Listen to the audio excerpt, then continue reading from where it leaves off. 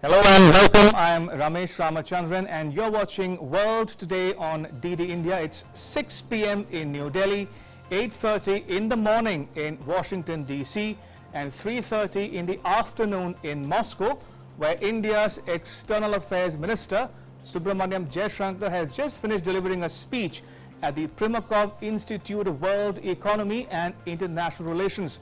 He will hold talks with Russian counterpart Sergei Lavrov tomorrow, that is Friday, 9th July. Right, on the show this evening, we preview the talks in Moscow. We focus on the current state of play in India-Russia ties, and we also dwell on regional issues such as Afghanistan, where stakes are high for India and Russia alike.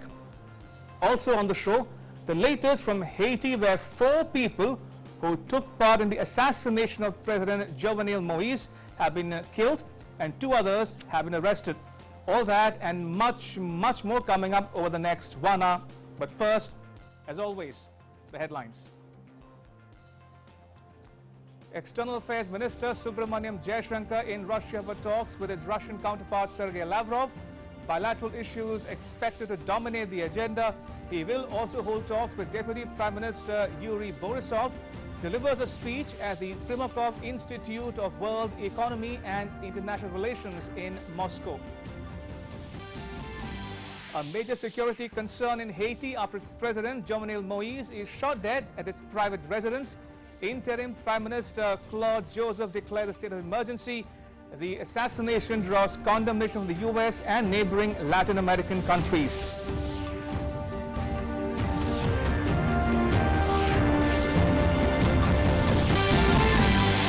Isaac Herzog, sworn in as Israel's president, pledges to use the largely ceremonial rule to try to heal deep divisions within Israeli society. He was elected president last month.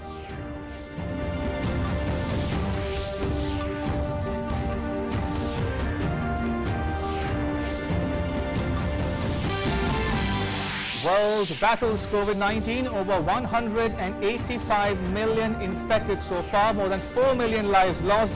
Recoveries cross the 170 million mark. World Health Organization urges countries to use extreme caution when reopening their economies.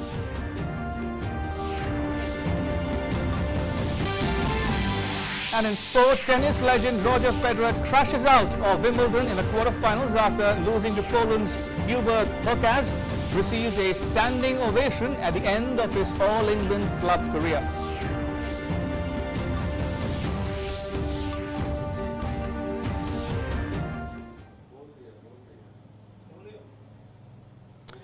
Right then, let's get started. First up, the big news.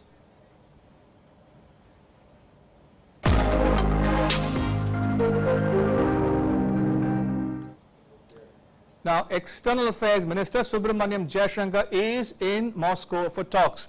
Now, during his visit, he will meet his Russian counterpart Sergei Lavrov. The discussions are expected to cover the entire range of bilateral issues, including cooperation in the fight against COVID-19 and exchange of views on regional and global issues.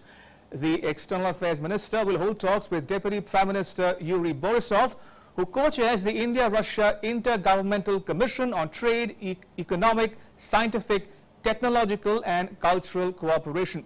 He will have a meeting with Leonid Strutsky, who chairs a committee of Russian lawmakers dealing with international affairs. Minister Jaishankar delivered a speech on India-Russia ties in a changing world at the Primakov Institute of World Economy and International Relations in Moscow just a short while ago. Now, the visit will be in continuation of the frequent high-level visits between the 2 countries. Lavrov visited New Delhi in April, and India and Russia enjoy what is known as the Special and Privileged Strategic Partnership.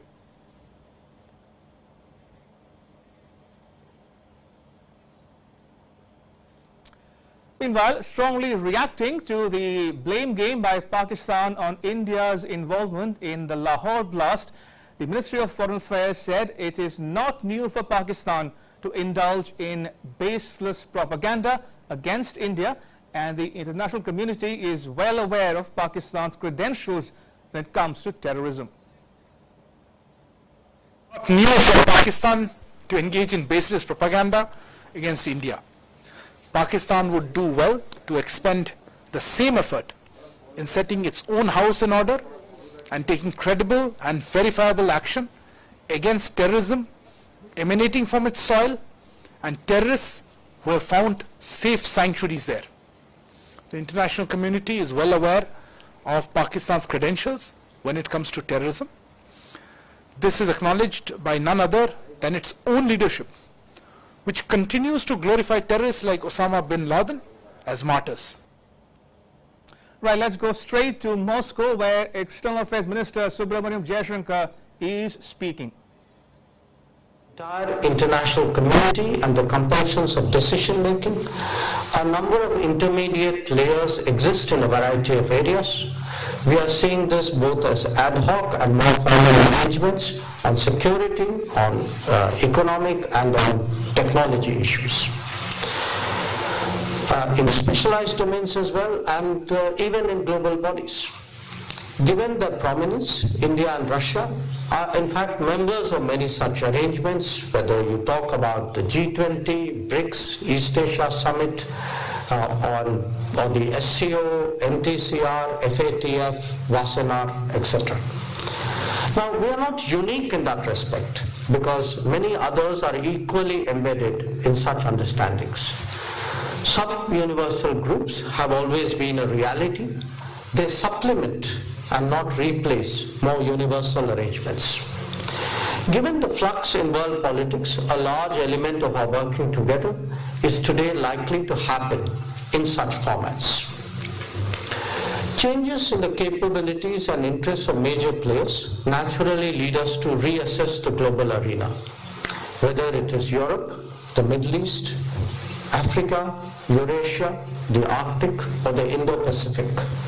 New developments have redefined our understanding of the landscape as also of its risks and opportunities. None of us can afford to be in denial of the shifting realities. After all, international relations can never be change-proofed. If there are enhanced capabilities in some cases or contractions in others, strategists and diplomats need to adjust their calculations accordingly. That is certainly the case with the Indo-Pacific, whose disconnection was an outcome of a certain moment of history. For a nation like India that now sees much of its trade eastwards, we must look beyond such anachronisms. Both our interests and our reach today extend well into the Pacific. Our major partners are located there, and indeed the cooperation with the Russian Far East is one notable example. The reality is that there is a vast global commons whose safety, security, ecology, environment, and activities are increasingly a shared responsibility. For those who wish to better understand our thinking, I would refer them to the Indo-Pacific Oceans Initiative that Prime Minister Modi announced at the East Asia Summit in 2019. The ability of India and Russia to work together is facilitated by our shared belief in the centrality of the ASEAN. The shift of global growth eastwards has been a continuous phenomenon over the last 4 decades. Its consequences for the international order are now getting visible. The shift took place largely in the context of globalization, though it was not unaffected by big power calculations. As it unfolds, concerns both during the COVID pandemic and before have provided some insights into the risks of globalization. On the political front, it is essential for India and Russia to work together to ensure the stability and diversity of the world as we know it. This includes insistence on honoring agreements and observing laws. On the economic side, there is a growing realization of the importance of resilient and reliable supply chains. Collaboration can surely add to the options before the world, as we have already seen in the case of vaccines. If we are to continue influencing the direction of global developments positively, it is imperative that we always pay adequate attention to the constant strengthening of our bilateral cooperation.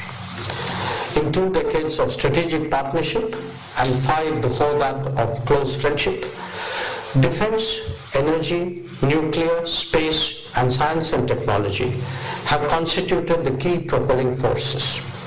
Russia has always been a dependable defense partner of India. The enormous experience of past cooperation is today being applied to a more contemporary environment, including the Major Nuclear Program. This transition will accommodate the interests of both sides and even lead to new areas of military technical collaboration. The BrahMos example could well be a precursor of what is to come. The need to be accompanied by this needs to be accompanied by a greater focus on military-to-military ties, including in the maritime domain.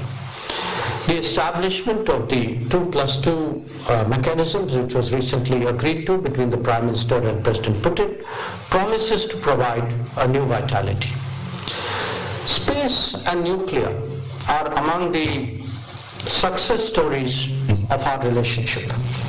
The Kudankulam project was the first beneficiary of India's resumed civil nuclear collaboration with international partners.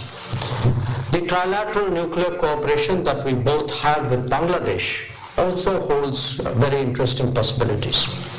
Insofar as space is concerned, the training of Indian astronauts for the Gaganyaan mission brings back memories of Rakesh Sharma's flight into space. Overall, science and technology have been a productive area that could be taken forward with the participation of the private sector. This bodes well for both commercialization and for startups.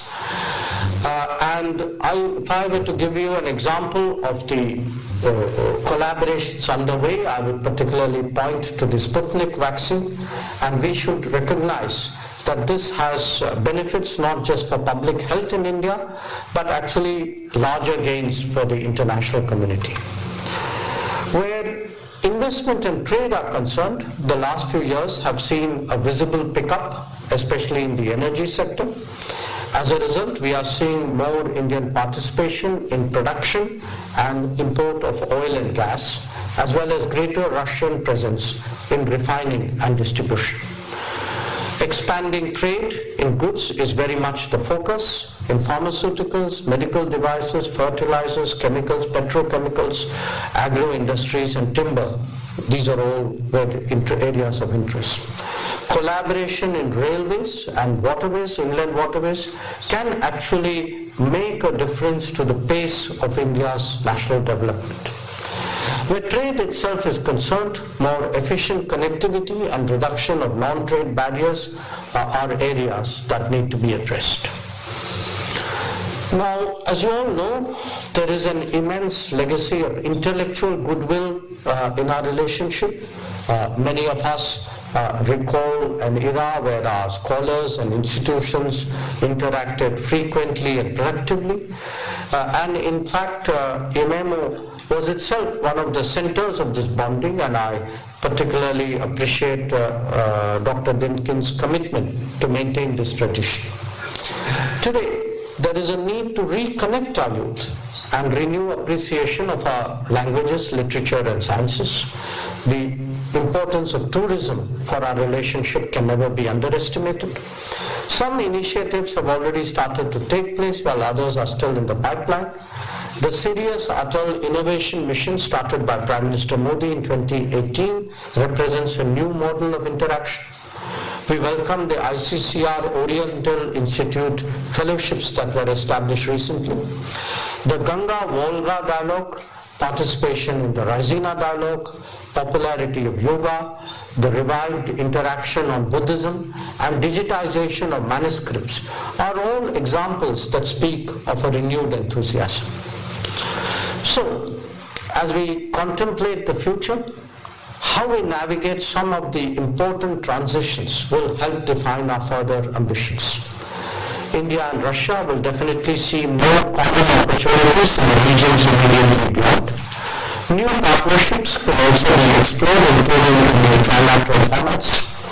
Connectivity will be increasingly central to our interests, whether we speak of the North-South corridor, the Chennai-Vladivostok Maritime Corridor, or the Northern Sea Route. India is actively engaging with the Eurasian Economic Union for a trade agreement and participating in the endeavors of the SCO and BRICS. When it comes to disarmament or technology issues, we see practical and productive outcomes in multilateral fora. Reformed multilateralism is also in our common interest, and we value Russia's support for India's permanent membership of the UN Security Council. Regional issues like Afghanistan and Middle East have seen convergence previously that may be mutually beneficial to continue.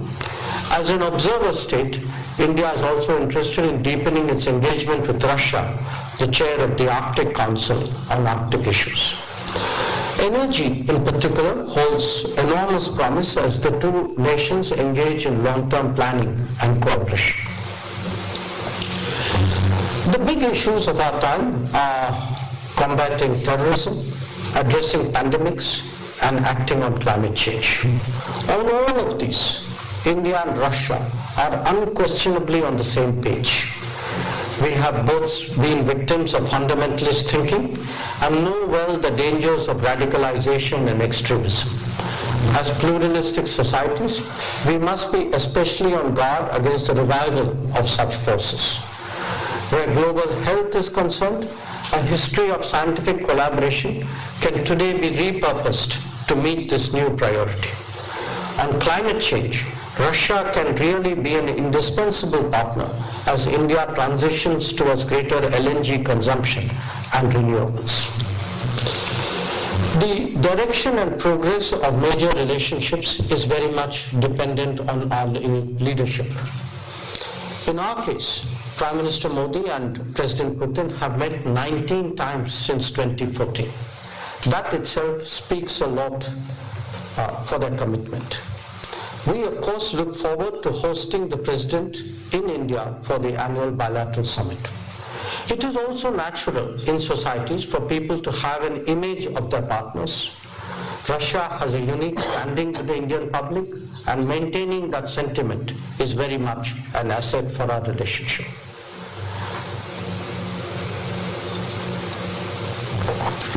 In the world of current diplomacy, ours is a particularly mature relationship.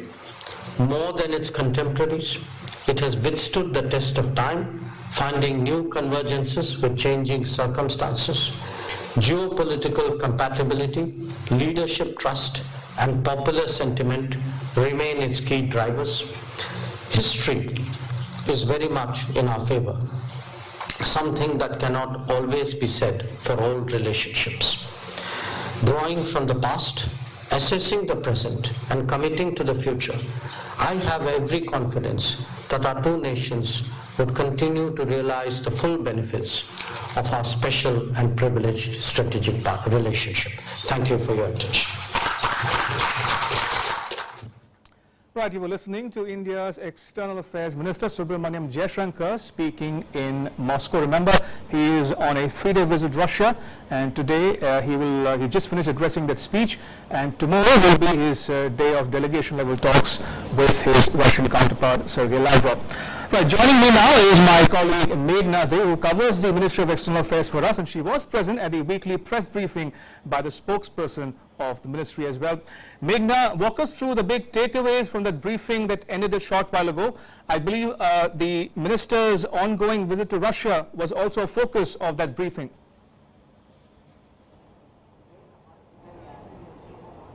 Yes, absolutely, Ramesh. As we have seen the External Affairs Minister speak at the very important think tank, IMEMO, the Primakov Institute. It's a very important institute for economy and international relations as well, and he definitely pointed out a very important sectors which might just be on the agenda tomorrow as well for bilateral discussions, because the delegation level talks and the bilateral talks on a range of host of subjects will definitely be happening tomorrow. And today he has been delivering making his speech on India and Russia ties in the changing world. So that definitely becomes important when he's been talking about the defense sector, the nuclear sector, the space sector, and especially remembering Gaganyaan mission, where our 4 astronauts were trained, and their current training is also going on here in India for the modules. But definitely that kind of cooperation, and besides that he talked about connectivity, obviously on the Chennai-Vladivostok maritime connectivity corridor that he spoke about. Besides that, other ventures on the military front as well. We also know that India and Russia also have a joint venture of AK-203 rifles. So all of that becomes extremely important, not only on the very hard-hitting subjects or the hardcore agendas. Besides that, he also talked about yoga, the history, literature, manuscripts. So definitely he touched upon various subjects, and it will be very important to see. It is going to be a very key thing, because tomorrow also he has a very important meeting with the Deputy Prime Minister, which he co-chairs the India-Russia International Commission on science, culture, science, technology, culture, and economy. So that is going to be a very important meeting. So this definitely sets the tone for that, his speech today. And besides that, obviously meeting his Russian counterpart, Sergei Lavrov. And so he has all these, meetings scheduled tomorrow and delegation level talks. So definitely a 3-day visit, but a very important things expected to be coming out from the visit as well. Besides that, Ramesh, very importantly, when I just quickly would like to take you through the different things that were discussed in the presser today. A very important thing on the Afghanistan situation, that the Indian government is carefully monitoring the situation, the deteriorating security situation. Remember, the Indian government, the Ministry of External Affairs, had given very important guidelines to the Indian citizens, Indian nationals who were in Afghanistan. So that becomes very important, because the Ministry of External Affairs is monitoring the situation there in Afghanistan, which is deteriorating. And extremely important, very strong reaction coming from the Ministry of External Affairs on Pakistan's baseless allegations of the Indian involvement in the Lahore blast. So definitely, the Ministry of External Affairs said, and I quote, that Pakistan has been engaging, it is nothing new that Pakistan has engaged in baseless propaganda against India, and Pakistan would do well to expend the same effort in setting its own house in order.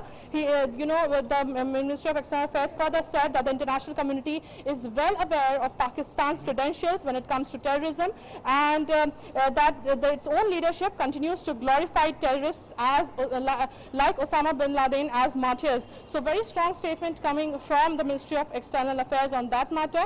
Besides, one last word on the resumption of travel to Gulf countries becomes extremely important, because we know the Ministry of External Affairs reiterated that when the situation is improving in India, other countries might also think of resuming back travel to from and to India. So this is all in brief about what actually happened at the MEA presser today. Over to you, Ramesh. Right, so as my colleague Meghna was pointing out, a lot of ground cover in the MEA briefing. The spokesperson spoke about India-Russia ties, Afghanistan in particular, and how India's embassy in Kabul and consulates in Kandahar and Mazar-e-Sharif are functional. Also, New Delhi dismissing Pakistan's comments about India's alleged involvement in the Lahore blast as quote-unquote baseless propaganda. Right, so that was my colleague Meghna with all the latest from New Delhi. Now, as the report suggested, a lot at stake in the talks between India and Russia. And joining me now for more on this developing story is my very special guest, Mr. Ashok Sajjanhar. Sajjanhar is a former Indian envoy to Kazakhstan, Sweden and Latvia. Ambassador, good to see you on World Today. Now, first off the bat, your thoughts on the Minister Jaishankar's stopover in Iran on his way to Moscow. How crucial do you think those engagements in Tehran were? He called on President-elect of Iran, Ibrahim Raisi, and also met with his counterpart in Tehran. How does Iran-India dynamic play out in the bilateral and regional context, especially given the situation in Afghanistan? Thank you very much, Ramesh, and thank you for having me on the program. Welcome. I think Iran is a very important player. It's a very important stakeholder in Afghanistan. And particularly what is happening there, it definitely is a cause for worry and anxiety as far as India is concerned.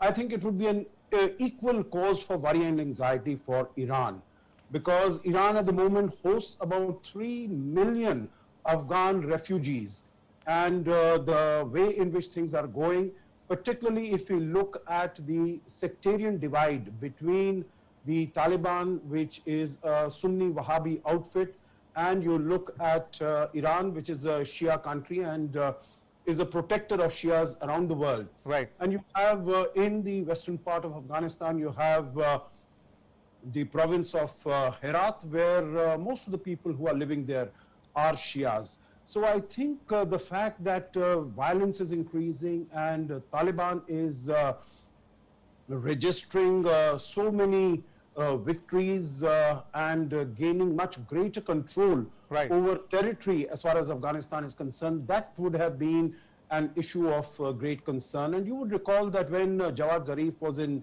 India during the Raisina dialogue earlier this year, there were discussions between both Dr. Jaishankar and Jawad Zarif, the Iranian foreign minister. And the Iranian foreign minister, I recall, at that time had expressed the hope that Taliban would have changed from what it was in the late 1990s. But that doesn't seem to be happening, so this would be a matter of concern. So it brings both India and Iran together on the same platform. And in that context, I think it was very befitting that the External Affairs Minister, he had a stopover in Iran. You would recall that this is his third visit to Iran over the last 1.5 years. And that really underscores the importance and significance Absolutely. of Iran as far as we are concerned. And he's the first foreign leader to have called on the president-elect of Iran and also handed over a personal message from Indeed. Prime Minister Modi to him. So I think this is increasing convergence of position of both India and Iran on the Afghan issue. I Right. think it's a very welcome. Absolutely. Ambassador Sachin Nahar, let's talk a bit, if you will, about Minister Jaishankar's talks and ongoing visit to Russia. And he is in Moscow as we speak. And we just heard him speak at the Primakov Institute in Moscow, where he confirmed that India is looking forward to hosting President Putin later this year for the annual bilateral summit and also the BRICS summit, of which India is the chair this year.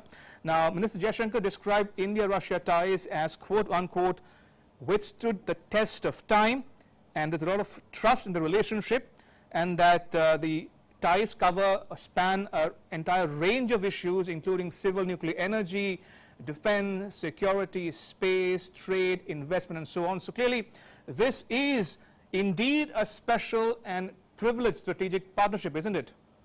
No, absolutely. I think this is one of the key pillars of India's foreign policy. Ramesh, you would recall that when Prime Minister Modi met President Putin for the first time, when he had traveled to Fortaleza in Brazil for the BRICS summit in 2014, he had mentioned to President Putin, he said, if you go in the streets of any town in India, and if you were to ask even a child as to which is the best friend of India, without any hesitation, that person would say it is Russia. So I think there is, of course, a very strong connect at the leadership level, as External Affairs Minister said that since 2014, the two leaders have met 19 times, and of course, they have not been able to meet over the last 1.5 years. So I think it's really from 2014 up to the end of 2019. And that underscores the sort of trust and the confidence between the two leaders. You would remember that when Prime Minister Modi traveled to Vladivostok as the chief guest at the Eastern Economic Forum in 2019, in terms of the expanse of the discussions and negotiations, it is truly an all-encompassing relationship. And that is exactly what External Affairs Minister Dr. Jaishankar mentioned. There were some comments being made as to why the summit meeting between the two leaders, which has been happening since 2000, I think this relationship has been a very steady one, and the leaders have met irrespective of the ups and downs in regional and global matters. But last year it could not take place because both leaders were keen that it should be an in-person meeting. So this year, of course, India looks forward to welcoming President Putin to India. But there are other issues also which need to be discussed, and that is why Dr. Jaishankar has made this visit. Sergey Lavrov was in India in April, and he has gone there to discuss the whole gamut of relations. But I think Afghanistan is going to be a very important element of this discussion. And finally, Ambassador Sajjanahar, looking ahead to the annual India-Russia summit, President Putin expected to visit India later this year.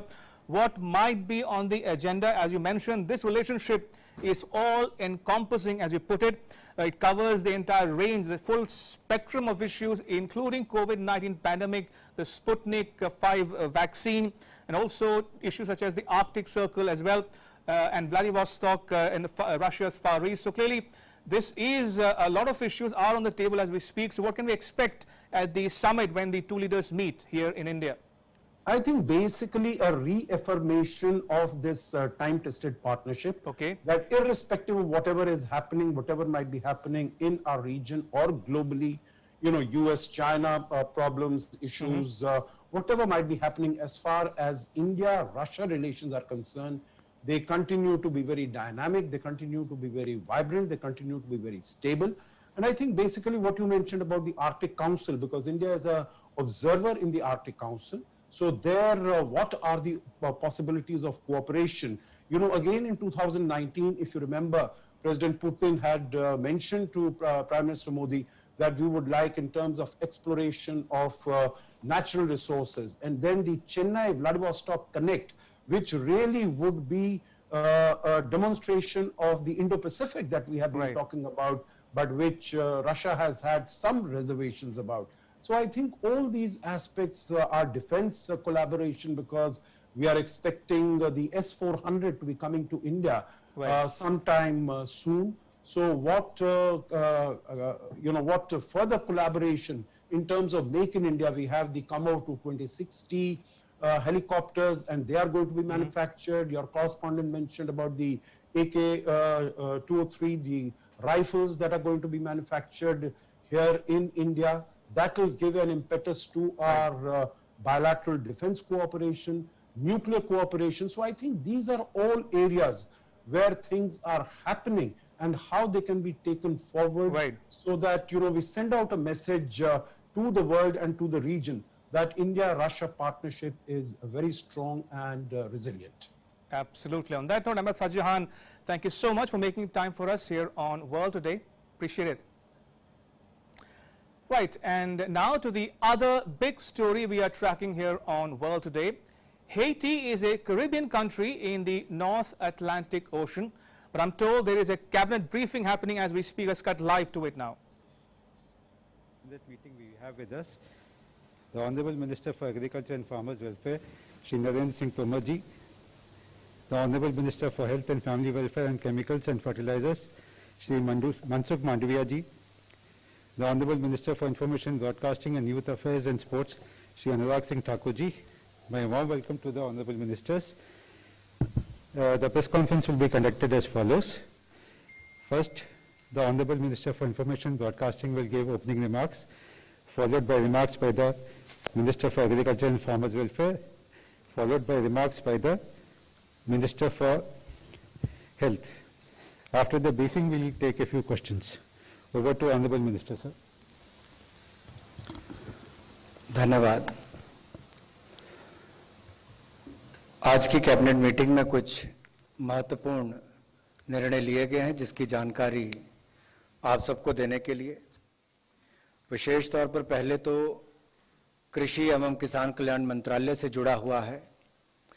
आपको याद होगा कि पिछले वर्ष 15 मई 2020 को माननीय वित्त मंत्री जी ने 1 लाख करोड़ के एग्रीकल्चर इंफ्रास्ट्रक्चर फंड की घोषणा की थी, और उसके बाद 1 फरवरी 2021 को माननीय वित्त मंत्री जी ने बजट में ये भी घोषणा की थी कि इसमें एपीएमसीज को जोड़ा जाएगा। और बड़ी बात यह है कि एपीएमसीज का और सशक्तिकरण हो, उनके माध्यम से और किसानों को लाभ मिल सके, उस दृष्टि से बड़ा निर्णय किया गया है कि ये जो 1 लाख करोड़ रुपया है, इसको एपीएमसीज के माध्यम से अलग अलग आधारभूत ढांचा बनाने के कैसे अवसर दिए जा सके, जिसकी विस्तृत जानकारी माननीय कृषि मंत्री जी आपको देंगे। इसके अलावा जो हमारा कोकोनट डेवलपमेंट बोर्ड है, उसको ही कोकोनट डेवलपमेंट बोर्ड एक्ट 1979 में कुछ अमेंडमेंट्स की गई हैं कि जिसमें चेयरमैन की पोस्ट को लेकर उसकी बजाय उसमें और प्रोफेशनलिज्म आए, नॉन एग्जीक्यूटिव चेयरमैन और सीईओ को बनाने का निर्णय किया गया है।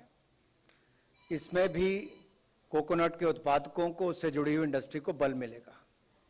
पहले निर्णय में जहां एपीएमसी के माध्यम से देश भर के किसानों को और लाभ देने का काम किया है, जैसा पहले ई-नैम्स के माध्यम से भी मंडियों को और मजबूत करने का काम किया, एक के बाद दूसरा निर्णय मोदी सरकार में माननीय कृषि मंत्री जी ने जो लिए हैं, वो एपीएमसीज को मजबूत करने के लिए उस पर विस्तृत जानकारी माननीय मंत्री जी देंगे। जो दूसरा विषय हेल्थ से रिलेटेड है, क्योंकि पिछले वर्ष के बाद ही लगातार कोरोना से लड़ने के लिए बहुत सारे कदम केंद्र सरकार ने भी उठाए, राज्य की सरकारों की मदद करने का काम भी किया। आपको याद होगा emergency response and health fund जो हमने किया था पिछली बार, वो 15,000 करोड़ रुपया सबसे पहली मदद के रूप में केंद्र सरकार ने राज्यों को अपनी टेस्टिंग फैसिलिटीज, लैब्स और बाकी आधारभूत ढांचा हेल्थ से रिलेटेड सुधारने के लिए दिया था। उसके बाद ये भी निर्णय किए कि एसडीआरएफ का पैसा भी कोविड की लड़ाई में इस्तेमाल किया जा सकता है। ये निर्णय भी उस समय हुआ था कि नेशनल हेल्थ मिशन के पैसे को भी उसमें उपयोग किया जा सके, क्योंकि कोविड से जंग जीतेंगे हम। इसमें लगातार केंद्र ने राज्यों की मदद करके एक टीम के रूप में काम किया और आज एक बड़ा निर्णय फिर emergency response and health systems preparedness package 2, जिसको 23,123 करोड़ रुपए का आज उस पर निर्णय लिया है। इसमें भी राज्यों को अगर भविष्य में कोई ऐसी स्थिति आती है कि कोविड से लड़ना पड़े, तो जैसा हमने पहले भी कहा था कि बाल चिकित्सा के लिए पेडियाट्रिक्स और बाकी सब सुविधाएं और बाकी भी सब, उस पर माननीय हमारे स्वास्थ्य मंत्री मनसुख भाई वो भी आपको उस पर जानकारी देंगे। मैं पहले आग्रह करता हूं आदरणीय नरेंद्र सिंह तोमर जी से, माननीय कृषि एवं किसान कल्याण मंत्री जी, और उसके बाद माननीय मनसुख भाई उसके बाद स्वास्थ्य के बारे में जानकारी देंगे।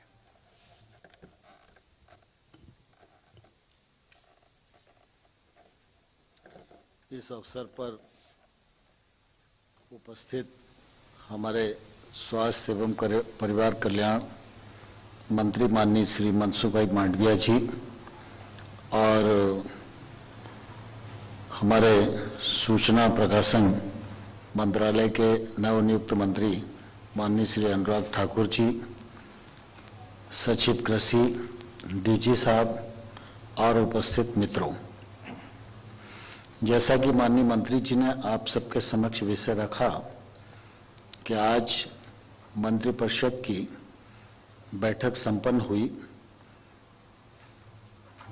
प्रधानमंत्री नरेंद्र मोदी जी की अध्यक्षता में बैठक में कृषि एवं स्वास्थ्य मंत्रालय से संबंधित अनेक निर्णय हुए।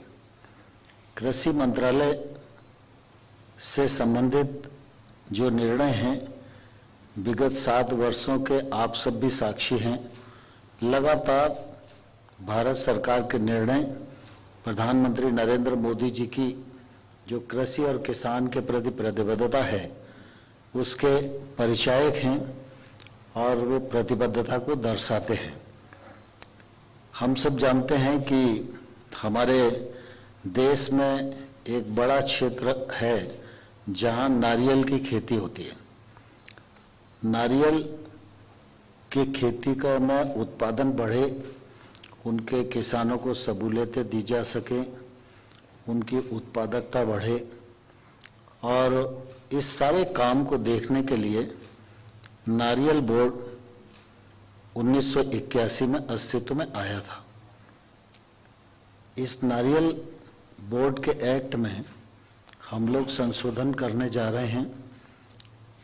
एक तो बोर्ड का जो अध्यक्ष है वो गैर शासकीय व्यक्ति होगा, उसी परिक्षेत्र से होगा, किसान पृष्ठभूमि में होगा और जो फील्ड की गतिविधियों को ठीक प्रकार से समझ सके। और एग्जीक्यूटिव पावर के लिए एक सीईओ होगा, उसके अंदर एग्जीक्यूटिव पावर निहित रहेंगी। बोर्ड में 2 प्रकार के सदस्य हैं। एक प्रकार है केंद्र सरकार द्वारा नामित कुछ राज्य जो उसमें प्रतिनिधि के तौर पर रहते हैं। दूसरी श्रेणी ऐसी है जो बाकी राज्य बचते हैं, वो चक्रानुक्रम से उसमें जुड़ते जाते हैं और उनका कार्यकाल समाप्त होता जाता है। इस बार हम लोगों ने यह भी फैसला किया है कि केंद्र सरकार जिन 4 सदस्यों को नॉमिनेट करती है उनकी सदस्य संख्या बढ़ाकर 6 की गई है और अब आंध्र प्रदेश और गुजरात भी उसमें मेंबर होंगे। यह भी परिवर्तन करने हम जा रहे हैं। तीसरा इस क्षेत्र में परिवर्तन है कि नारियल बोर्ड अभी तक भारत के भीतर बोर्ड की गतिविधि हो, नारियल की खेती हो, इस दृष्टि से काम कर सकता था, विचार कर सकता था, योजना कर सकता था, उसे क्रियान्वित करने की कोशिश कर सकता था।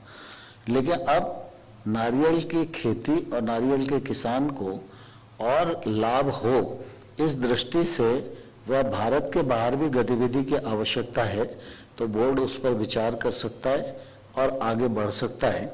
ऐसे 3-4 प्रकार के संशोधन निश्चित रूप से इस दिशा में हुए हैं। दूसरा आप सबको ध्यान में है और मैं किसान आंदोलन से जुड़े हुए मित्रों को भी कहना चाहता हूं, आमतौर पर यह कहा जाता है कि नए कानून आए उससे एपीएमसी खत्म हो जाएगी। आप सबके ध्यान में है कि भारत सरकार ने जो कुछ भी समय समय पर कहा है उसको करने का सदप्रयत्न किया है और जो घोषणा बजट में भारत सरकार की होती हैं उनको भी क्रमशः हम पूरा करते हैं।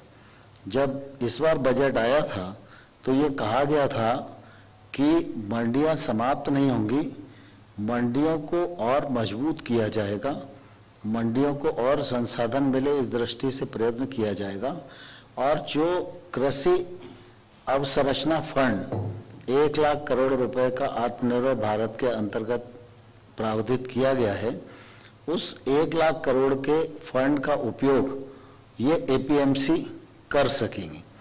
तो बजट की जो घोषणा थी उस घोषणा को पूर्णता प्रदान करने की दृष्टि से आज मंत्रिपरिषद में यह विषय आया। तो आज मंत्रिपरिषद के निर्णय के अनुसार एपीएमसी भी अब उसके लिए पात्र होंगी और वो इंफ्रास्ट्रक्चर फंड का अपने संसाधन बढ़ाने की दृष्टि से, किसानी के लिए अधोसंरचना उपलब्ध कराने की दृष्टि से उपयोग कर सकेंगे। इसी के साथ साथ राज्य सरकार और राष्ट्रीय और राज्य स्तर की जो कोऑपरेटिव की फेडरेशंस हैं या स्व सहायता समूह के फेडरेशन हैं, वो भी इसकी पात्रता की सूची में आज के निर्णय के बाद आ जाएंगे। अभी तक हम लोगों ने इसमें ये प्रावधान किया था कि कोई व्यक्ति, संस्था, सहकारी समिति, एफपीओ या एग्री स्टार्टअप, किसानों का समूह, ये सब लोग अगर आएंगे तो एक संरचना बनाएंगे तो उसके लिए 2 करोड़ रुपए तक का लोन, जिस पर सरकार की गारंटी होगी और 2 करोड़ रुपए तक के ऋण पर 3% ब्याज की छूट होगी। स्वाभाविक रूप से हम सब इस बात को जानते हैं, कई बार व्यक्ति भी इतना क्षमतावान हो सकता है कि एक से ज्यादा प्रोजेक्ट वो कर सके।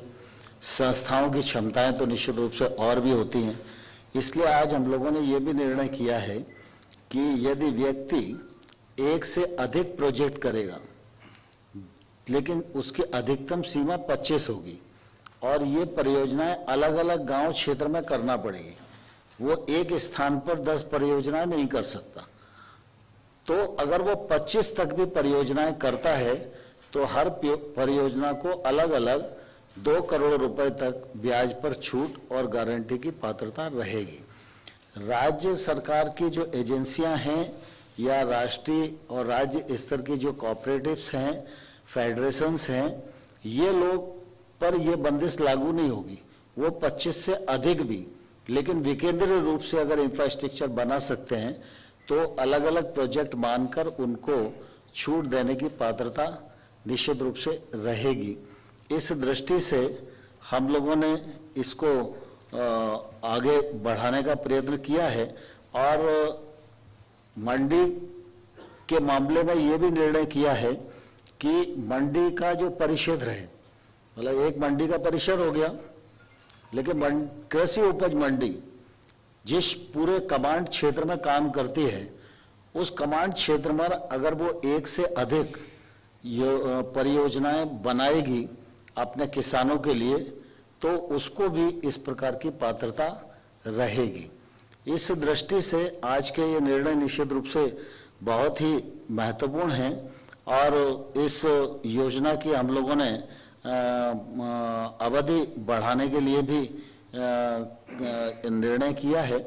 मैं समझता हूँ इस निर्णय से अधिक लोग लाभान्वित होंगे, अधिक इंफ्रास्ट्रक्चर बनेगा और आज इसका दायरा काफी बढ़ गया है। और विशेष रूप से जो बात कही जाती थी कि एपीएमसी खत्म हो जाएंगी, एपीएमसी खत्म नहीं होंगी। कृषि कानून लागू होने के बाद भी कृषि उपज मंडी को करोड़ों रुपए का साधन भारत सरकार की ओर से इस इंफ्रास्ट्रक्चर फंड में से उपलब्ध कराया जाएगा, जिससे वो सशक्त होंगी, उनके आय के साधन बनेंगे और अधिक किसानों के लिए वो उपयोग में आ सकेगी। प्रमुख रूप से मुझे इस अवसर पर इतना ही कहना था।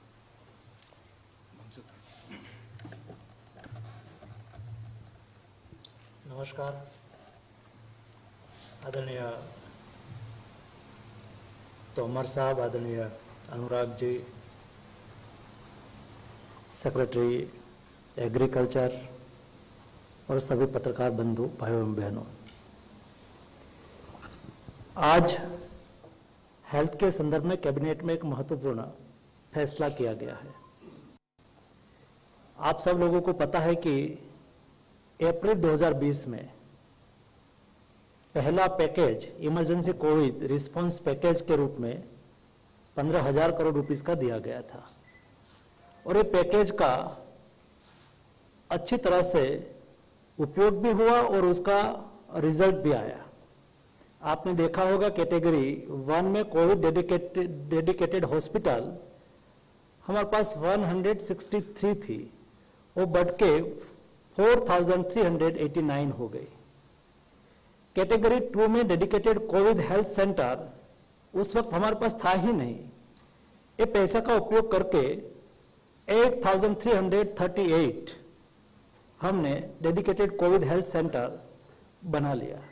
वैसे ही कैटेगरी 3 में डेडिकेटेड कोविड केयर सेंटर आज 10,011 हमारे पास बन चुके हैं। ऑक्सीजन सपोर्टेड बेड्स हमारे पास 50,000 ओनली थे, उसको बढ़ा के 4,17,396 आज के दिन में हो चुका है। इस तरह से ये 15,000 करोड़ रुपीस का उपयोग हुआ और उसका फायदा भी हमें हुआ। सेकंड वेव्स में हमें जो दिक्कतें हमारे सामने आई, जो समस्याएं हमारे सामने आई, वो भविष्य में हमारे सामने इस स्थिति को हम भविष्य में कैसे निपटे, उसके लिए ये पैकेज 2 लाया गया है। पैकेज 2 में कुल मिला के 23,123 करोड़ रुपीस 23,000 करोड़ रुपीस का एक पैकेज है। ये पैकेज में कुल मिला के केंद्र सरकार और राज्य सरकार दोनों साथ में मिलके उसका इम्प्लीमेंटेशन करेंगे और ये पैसा स्टेट को दिया जाएगा। केंद्र सरकार की ओर से 15,000 करोड़ रुपीस दिया जाएगा और राज्य सरकार 8,000 करोड़ रुपीस निकालेगी।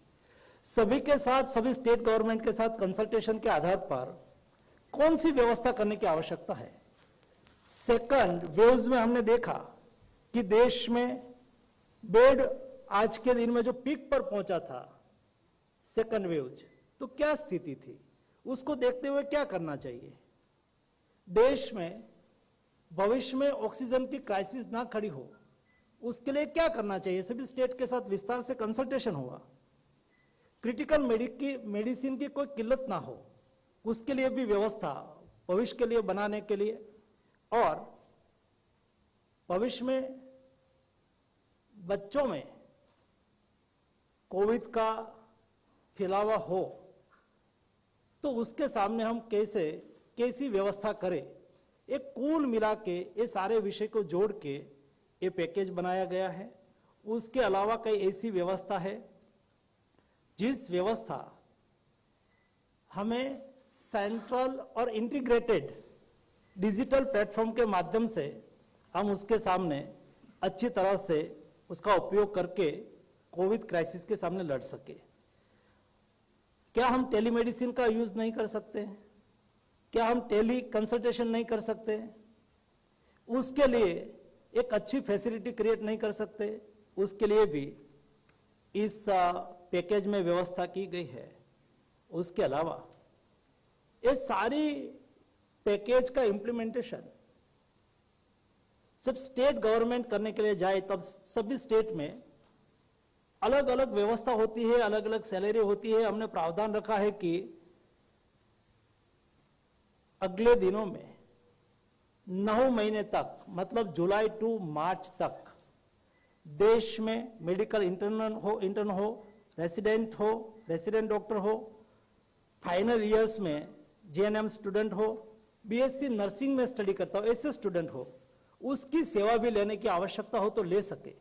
इसके लिए स्टेट गवर्नमेंट व्यवस्था करे और व्यवस्था में भी इस पैकेज से सहयोग मिलेगा। उसके उपरांत देश में 736 डिस्ट्रिक्ट में पीडियाट्रिक केयर यूनिट बनाने के लिए भी उसमें प्रावधान रखा गया है। हर स्टेट में पीएससी और सीएससी लेवल पर हम बेड निर्माण कर सके, उसके लिए 2,44,000 बेड बनाने की व्यवस्था और उसका प्रावधान इस पैकेज में किया गया है। 20,000 आईसीयू बेड निर्माण करने के लिए भी इस पैकेज में व्यवस्था की गई है और उसमें 20% बच्चों के लिए विशेष हो, उसका हाइब्रिड यूज हो सके। बच्चों पेशेंट के रूप में आए तो वो आईसीयू में उसके लिए भी उपयोग हो सके और बड़े लोग आए उसके लिए भी उपयोग हो सके। ऐसा हाइब्रिड व्यवस्था खड़ी करने के लिए भी हमने उसमें प्रावधान किया है। कुल मिला के कभी आवश्यकता हो जाती है, कोई क्षेत्र में बढ़ गया, महामारी बढ़ी, तो उसके लिए हमें एक बड़ी साइज का फील्ड हॉस्पिटल बनाने की आवश्यकता हो गई। तो उसके लिए भी 5,000 बेड और 2,500 बेड ऐसा करके 100 और 50 यूनिट में हम बना सके, उसके लिए भी व्यवस्था की गई है।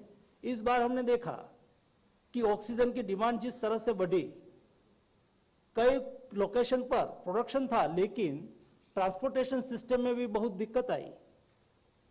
तो ऐसी स्थिति भविष्य में निर्माण न हो जाए, उसके लिए भी हर डिस्ट्रिक्ट लेवल पर 10,000 लीटर क्षमता की व्यवस्था, हमने स्टोरेज क्षमता की व्यवस्था हर डिस्ट्रिक्ट पर 10,000 लीटर स्टोरेज की व्यवस्था हो।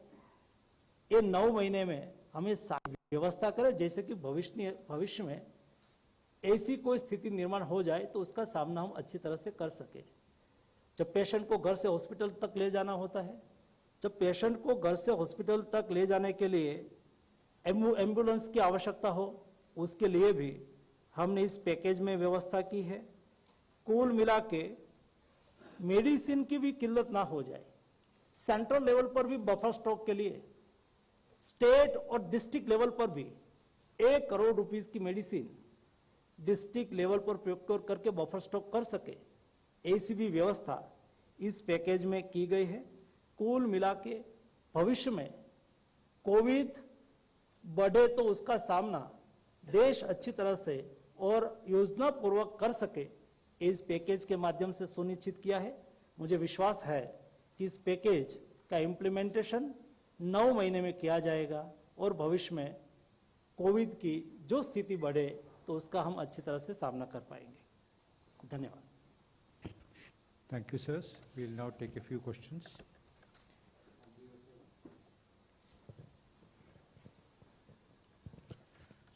मनसुख जी, सबसे पहले आपको बधाई स्वास्थ्य मंत्री बनने की। मैं मधुरेंद्र न्यूज नेशन से बोल रहा हूं। आपने जो पैकेज की घोषणा की, जाहिर तौर पर थर्ड वेव की तैयारियों के मद्देनजर और आगे की जो चुनौतियां हैं कोविड की, उसके लिए की गई है, लेकिन इसका टेन्योर लंबा रखा गया है, 9 महीने का टेन्योर, जबकि जो एक्सपर्ट हैं वो बता रहे हैं कि अगस्त या सितंबर से थर्ड वेव शुरू हो जाएगी। तो जो सामने का थर्ड वेव है जिसको लेकर पूर्वानुमान है, उसको लेकर इस पैकेज में क्या व्यवस्था है? ये कोविड के सामने हमें सामूहिक लड़ना है और 9 महीने मैक्सिमम है। ये हम 3 महीने 2 महीने हमारी आवश्यकता के अनुसार, लेकिन व्यवस्था हम करें, तुरंत ही आवश्यकता हुई तुरंत ही कर ले, हमें जल्दी से जल्दी करना है, लेकिन ये लिमिटेशन मैक्सिमम है। हम अपेक्षा करते हैं कि शॉर्ट टाइम में ही हम पूरा करें। स्टेट गवर्नमेंट को पूरा करना है, स्टेट गवर्नमेंट की आवश्यकता के अनुसार वो काम करेंगे और पूरा करेंगे। हमारी ये प्रतिबद्धता है कि स्टेट को हर संभव हम मदद करें। हमने तो पहले भी जो SDRS से 28,000 करोड़ रुपए, उसमें 75% सेंट्रल गवर्नमेंट का शेयर होता है। सभी स्टेट गवर्नमेंट को कह के रखा है कि आपको इमरजेंसी में यूज होने की आवश्यकता हो तो उसका भी यूज कर सकते हैं। 58। नरेंद्र सिंह तोमर जी, रमन न्यूज 24 से बोल रहा हूं। आपने कहा कि आज कैबिनेट में जो महत्वपूर्ण निर्णय हुए और आपने किसान आंदोलन से जुड़े लोगों तक संदेश पहुंचाने की कोशिश की, आपको लगता है कि आज के इस बड़े फैसले के बाद किसान आंदोलन में जो लोग शामिल हैं उनको आप अपील करेंगे कि वो अपना आंदोलन वापस लें, या आंदोलन वापस अगर वो नहीं लेते हैं तो बातचीत के लिए आप इनवाइट करेंगे उनको?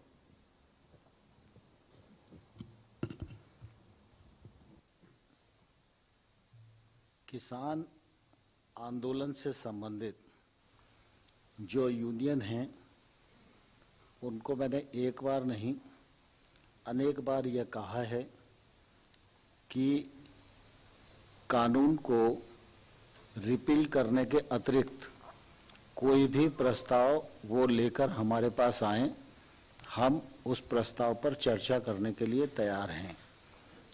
दूसरा, हमने हमेशा किसान आंदोलन के साथ संवेदनशील रवैया अख्तियार किया है।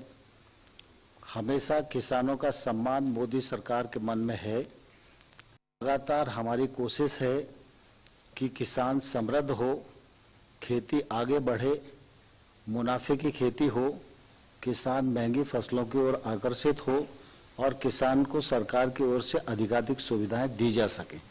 कृषि सुधार कानून भी इसी दिशा में भारत सरकार का एक महत्वपूर्ण कदम है और मैं समझता हूं समय रहते किसान यूनियन को उसके महत्व को समझना चाहिए।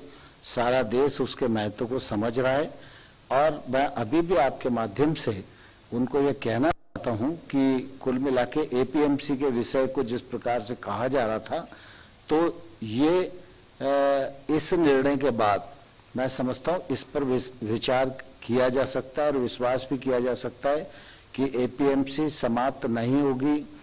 ऐसा कानून में कोई प्रावधान नहीं है। APMC राज्य के कानून के अंतर्गत बनती है और APMC और सशक्त हो और किसानों के लिए उपयोगी हो, यह मोदी सरकार की प्रतिबद्धता है। इसलिए 1 लाख करोड़ रुपए के इंफ्रास्ट्रक्चर फंड में उसको पात्र इकाई माना गया है और इसके बाद निश्चित रूप से APMC की क्षमता बढ़ेगी। यह भी कहा जाता था कि MSP के लिए समस्या जाएगी, तो आप सबने देखा जब से आंदोलन शुरू हुआ है तब से लगातार पैदावार भी बढ़ रही है, लगातार खरीद भी बढ़ रही है और दलहन और तिलहन की भी खरीद बढ़ रही है और जहां के लोग आंदोलन में अधिक हैं वहां के किसानों को हजारों करोड़ रुपया उनके अकाउंट में इस बार MSP पर खरीद करके पेमेंट किया गया है। मैं आपके माध्यम से किसान यूनियन के नेताओं को यह अपील करना चाहता हूं कि वो गंभीरता से इन सब चीजों पर विचार करें, आंदोलन को समाप्त करें, चर्चा का माध्यम अपनाएं। सरकार चर्चा के लिए तैयार है। 262 सर, मैं मिलन हूँ इंडिया टुडे आज तक से। मेरा सवाल स्वास्थ्य मंत्री मनसुख भाई मंडाविया से। सर, क्या इस पैकेज में वैक्सीन को लेकर कोई इंक्लूजन है, और वैक्सीन को लेकर क्या अभी रणनीति रहेगी? क्योंकि आने वाले समय में अगर तीसरी लहर से बचना है तो वैक्सीन एकमात्र निवारण दिखाई देता है। स्टेट्स भी कुछ किल्लत की बातें कर रहे थे।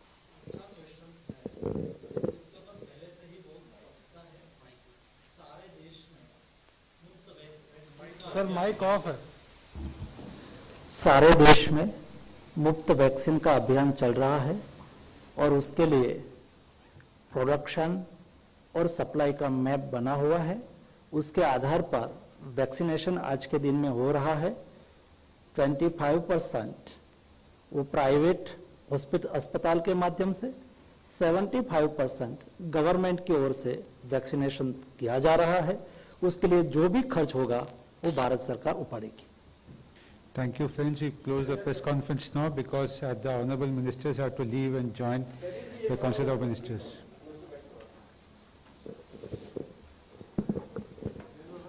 सर, आनंद इंडिया टीवी से कुछ लोगों को आपका ऐसा लगता है कि एलिवेशन जो है वो पसंद नहीं आया है। वो लोग आपके पुराने ट्वीट्स को निकालकर आपकी भाषा का मजाक उड़ा रहे, सोशल मीडिया पर ट्रोल कर रहे हैं। तो ऐसे लोगों को जो परफॉर्मेंस नहीं देखते, जिनका काम ही सिर्फ ट्रोल कर रहे हैं, उनको क्या जवाब दें? उसके लिए मेरी कोई कमेंट नहीं।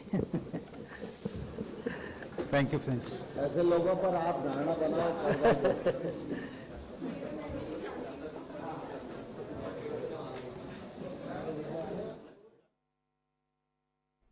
And that was Cabinet Ministers' briefing a day after Cabinet expansion that was held yesterday. Moving on, the Union Cabinet chaired by Prime Minister Narendra Modi today took important decision to increase coconut farming in the country by amending the Coconut Board Act. Union Agriculture Minister Narendra Singh Tomar said that the Coconut Board President will be a non-official person. Board के act में हम लोग संशोधन करने जा रहे हैं। एक तो बोर्ड का जो अध्यक्ष है वो गैर शासकीय व्यक्ति होगा और एग्जीक्यूटिव पावर के लिए एक सीईओ होगा, उसके अंदर एग्जीक्यूटिव पावर निहित रहेंगी। इस बार हम लोगों ने यह भी फैसला किया है कि केंद्र सरकार जिन 4 सदस्यों को नॉमिनेट करती है उनकी सदस्य संख्या बढ़ाकर 6 की गई है। किसान को और लाभ हो इस दृष्टि से वह भारत के बाहर भी गतिविधि की आवश्यकता है तो बोर्ड उस पर विचार कर सकता है।